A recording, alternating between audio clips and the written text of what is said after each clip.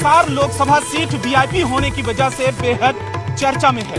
यहाँ पर नैना सुनैना और रणजीत सिंह के चुनावी मैदान में उतरने की वजह से मुकाबला बेहद दिलचस्प हो गया है।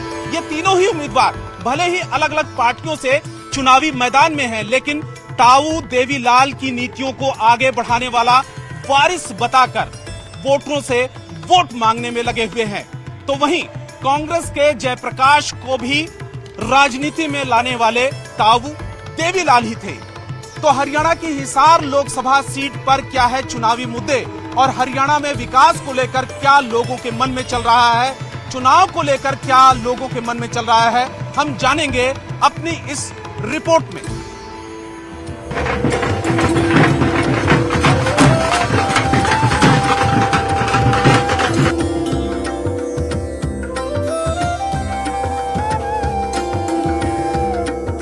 बेहद ही चर्चित ढाबा है ये, काफी पुराना 70 साल पुराना है।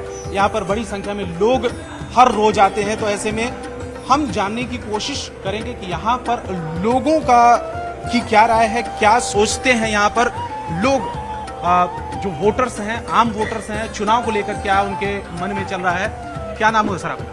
शुभम। शुभम, आप हिसार से? नहीं सर, सिवानी से। अच्छा, वैसे क्या मुद्दा है हरियाणा में अगर हम बात करें? हरियाणा में सर हमारी तरफ से तो बीजेपी का मुद्दा है। अच्छा, वैसे क्या वजह है यहाँ पे, मतलब लोकल स्तर पर जो सरकार, राज्य सरकार ने काम किया है या केंद्र सरकार की वजह से? तो नहीं सर, ये मोदी जी को लेके है सर। अच्छा, और आप क्या मानते हैं सर? एक ही चीज़ है जी, हाँ। ये मोदी जी वाली दिक्कत भी है और कोई दिक्कत नहीं है। अच्छा, हमारे तो ऐसा ना, कृषि मंत्री जो जयप्रकाश दलाल है ना, हाँ। उन्होंने हमारे लोहारू हल्के के लिए बहुत कुछ किया है। अच्छा, हाँ, बीजेपी से हैं वो कृषि मंत्री हाँ। जयप्रकाश दलाल ने बहुत कुछ किया हमारे लिए। अच्छा, हरियाणा अभय चौटाला जी को चाहेंगे हाँ, हरियाणा में कि अभय चौटाला जी आए, अच्छा।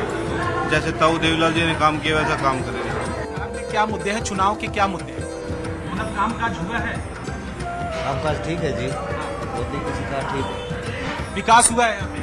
हाँ, विकास हुआ। जो इंटेलिजेंट बच्चे हैं वो अपने आप लगे हैं, कोई पैसे नहीं लगा उन्होंने। मुकाबला कैसे मानते हैं, जो पॉलिटिकल पार्टियां हैं कई चुनावी मैदान में हैं, किस तरीके का मानते हैं मुकाबला? मुकाबला तो दोनों का, कांग्रेस का भी है, मोदी का भी। अब देखो किसकी बनेगी सरकार। देखिए, यहाँ पर तमाम ऐसे वोटर्स हैं जो हमारे पीछे यहाँ पर खड़े हैं, अभी लंच कर रहे थे, खाना खा रहे थे। ये राजस्थान से हैं, कई ऐसे भी हैं जो स्थानीय वोटर्स हैं। तो यहाँ पे तो कितने साल पुराना ढाबा होगा ये? हमारे तो लगभग 69। अच्छा, 70 साल के आसपास। यहाँ पे तो भीड़ रोज काफी होती होगी? नहीं, बस भीड़ आते जाते रहते, तो हम आदमी बढ़िया खाना खाना खाते हुए यहीं आते हैं। लेकिन आप मानते हैं चारों पॉलिटिकल पार्टियां वो चुनावी मैदान में मजबूत तरीके से चुनाव लड़ रही हैं? देखो जी, बीजेपी तो रूलिंग पार्टी है, मजबूत है ही है। हाँ। और दूसरी पार्टी कांग्रेस भी है, जनता दल भी है, जेजेपी भी है, इनोलो भी है। तो सभी आ रहे हैं। तो और आम आदमी पार्टी कहीं है? आम आदमी पार्टी का यहाँ कोई वजूद नहीं है।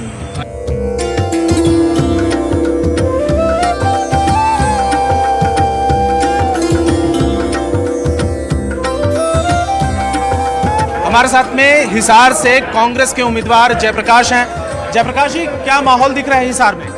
आपने खुद ही देख लिया होगा कि 9 में से एक सेगमेंट है ये। हिसार से कांग्रेस पार्टी 4 लाख के आसपास जीती। तो कांग्रेस दावा कर रही है कि बड़े भारी महोत्सव से यहाँ पर बड़े अंतर से जीत दर्ज करने जा रही है।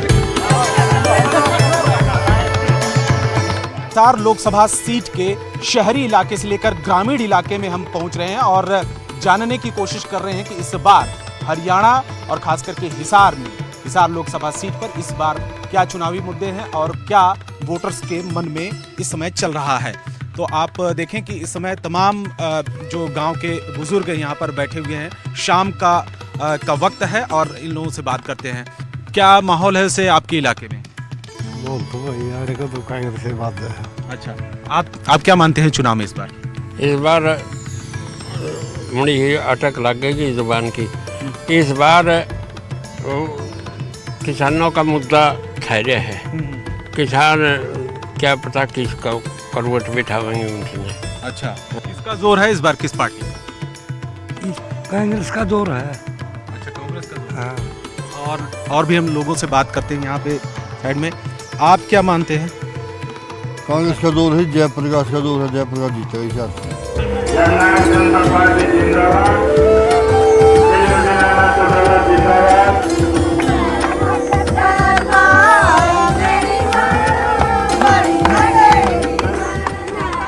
हमारे साथ में हिसार से जेजेपी के उम्मीदवार नैना चौटाला जी हैं।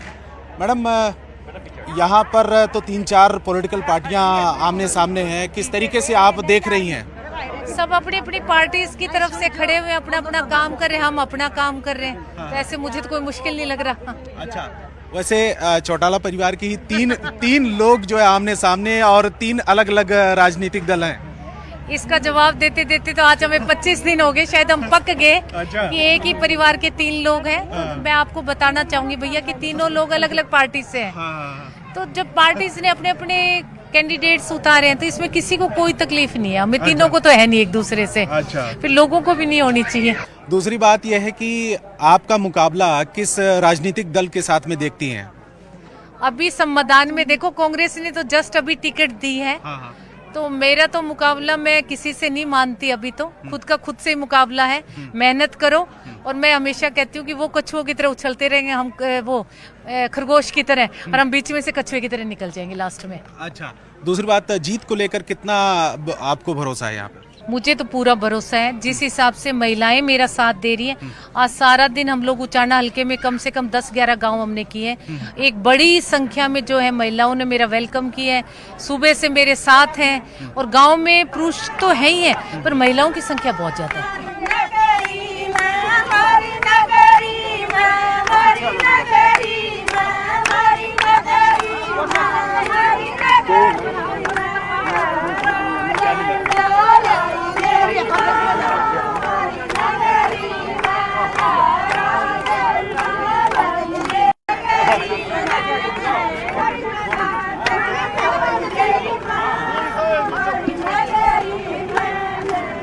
तो यहाँ पर अलग अलग उम्मीदवार अपनी जीत के दावे करते हुए और इसके साथ में वायदे भी करते हुए।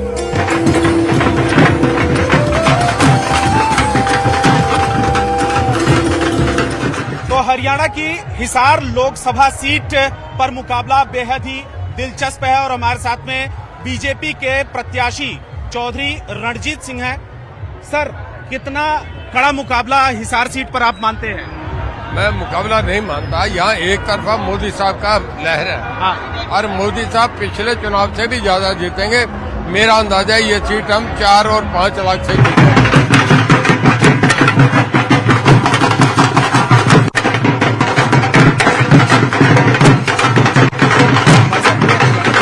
सीएम मनोहर लाल खट्टर हैं। सर, हरियाणा में क्या माहौल दिख रहा है इस चुनाव में?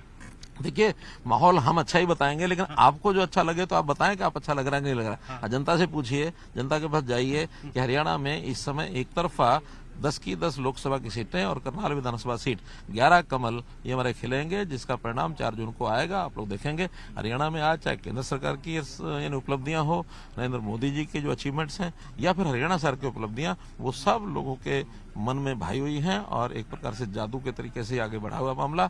इसलिए कहीं कोई सामने कैंडिडेट का किसी प्रकार का कोई वजूद अभी तक नहीं है। कांग्रेस या आम आदमी पार्टी कहीं दिख रही है? कहीं नहीं। आम आदमी पार्टी एक जो लड़ रही है उसका तो चुनाव भी नहीं उठ पा रहा है। कांग्रेस भी 9 सीटें एक तो उन्होंने कल ही घोषित की है, इसलिए जितना विलंब उन्होंने किया, 1.5 महीना हमारा जो अभियान चला है, हम अपने काम में एक प्रकार से काफी बड़ी यात्रा कवर कर चुके हैं।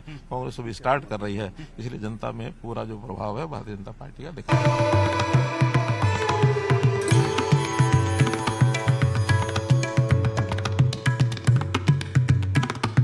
हम पहुंचे हैं हिसार की न्यू क्लॉथ मार्केट में और यहाँ पर मार्केट से लोगों से बातचीत करेंगे। जो दुकानदार हैं, व्यापारी वर्ग है, वो क्या सोचता है इस चुनाव को लेकर, किस तरीके से मुकाबला है और मुद्दे क्या हैं। सर, क्या नाम हुआ?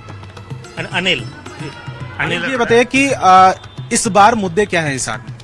मुद्दे डेवलपमेंट है, लॉ एंड ऑर्डर है, बस देश की तरक्की और देश आगे बढ़े, यही चाहिए सबको।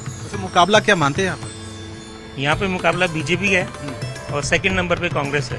आपका नाम क्या है? राजेश बंसल। आप क्या मानते हो वैसे यहाँ पर चुनाव में किस तरह के माहौल? चुनावों में तो यहाँ पे बीजेपी का ही रहेगा जी। मोदी जी के लोग चाह रहे हैं, बाकी देखो क्या रहता है। स्थानीय कैंडिडेट हैं वो?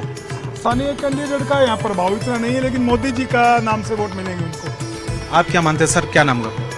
महावीर मित्तल। आप क्या मानते हो वैसे यहाँ पे? सर में अभी तो जोर जो है बीजेपी का ही है।